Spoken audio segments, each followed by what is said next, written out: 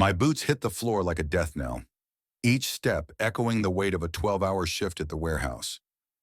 I'm not a man tonight, just a husk, drained dry by forklifts and a boss who thinks breaks are for the weak. Then her voice cuts through the haze. You're useless. Tom, a complete loser. Lydia's words aren't new, but they sting like a fresh wound every time. She's perched on the couch, arms crossed, her eyes blazing with a fury I can't match. I sink into the armchair, too tired to fight, my body screaming for rest while her voice screams for blood. I'm carrying this family, she says, because you drag yourself home like a zombie and do nothing. I want to laugh bitterly because she hasn't worked in months, and her mom's checks are the only reason we're not on the street, but I don't. I just stare at the coffee table, where unpaid bills lie like landmines. It wasn't always like this. 5 years ago, Lydia was my spark. We met at a dive bar. Her laugh louder than the jukebox, her dreams bigger than the city.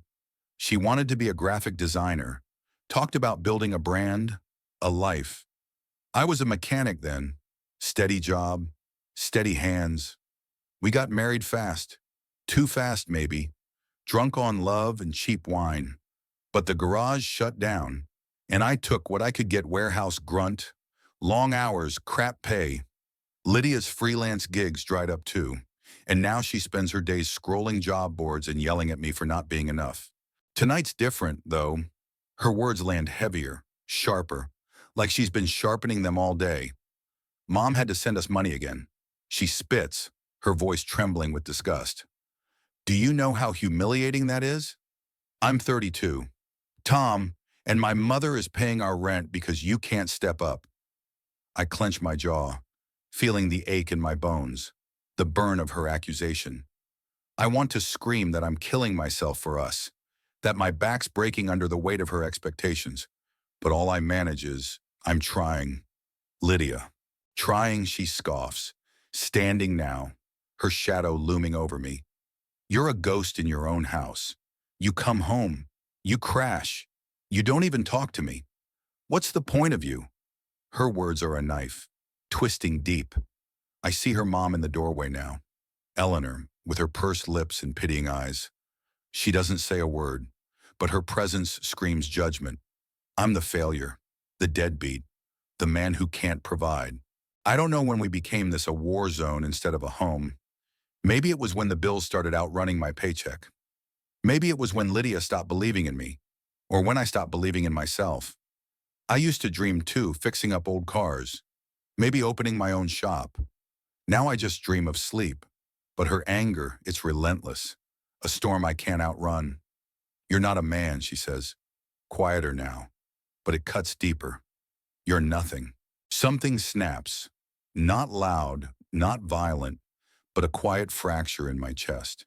I stand, my legs shaky, and look at her, really look at her. Her eyes are red, not just from anger, but from tears she won't let fall. She's hurting too. I realize, trapped in her own cage of disappointment, but I can't carry her pain in mine. Not tonight. I'm going for a walk, I say, my voice barely above a whisper. She doesn't stop me. Eleanor doesn't either. The door clicks shut behind me, and the night air hits like a slap.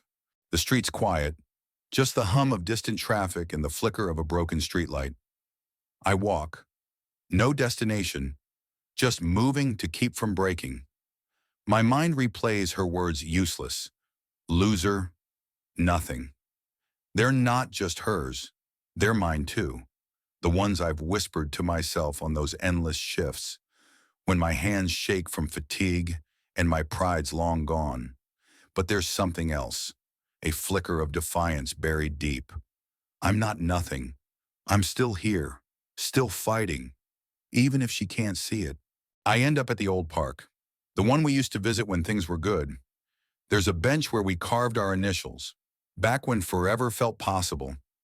I sit, tracing the worn letters with my thumb, and think about us, two people who loved hard but forgot how to live together. I wonder if she's right, if I failed her, failed us. But then I think of the warehouse, the sweat, the overtime I beg for just to keep us afloat. I'm not a hero, but I'm not nothing either. Hours pass, or maybe minutes I lose track. My phone buzzes, a text from Lydia. Where are you? No apology, no softness, but it's something. I don't reply. Not yet. I need to figure out what's left of me, of us. The truth is, we're both drowning, her in her anger, me in my exhaustion, but I don't want to give up. Not on her, not on myself. When I finally head home, the house is dark. Lydia's asleep on the couch, her face softer in the dim light, like the girl I fell for. Eleanor's gone. I sit beside her, careful not to wake her, and watch her breathe. For the first time in months, I see her, not the anger, not the blame, but her, scared, like me, lost, like me. The next morning, I'm up before her. Coffee's brewing when she stirs, her eyes wary, like she's bracing for another fight. We need to talk, I say, and she tenses. But I don't yell, don't accuse. I'm tired, Lydia, not just from work, from this, from us hating each other. She doesn't speak, but she's listening. I'm not a loser, I continue, my voice steady for the first time in weeks, and neither are you, but we're losing each other. She looks away, her fingers twisting the hem of her shirt. I don't know how to fix this, she whispers, and it's the most honest thing she's said in months. Me neither. I admit, but I want to try. Not for your mom, not for the bills, but for us. It's not a fairy tale.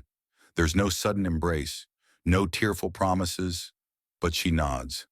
And that's enough for now. We start small coffee together. No phones, no distractions.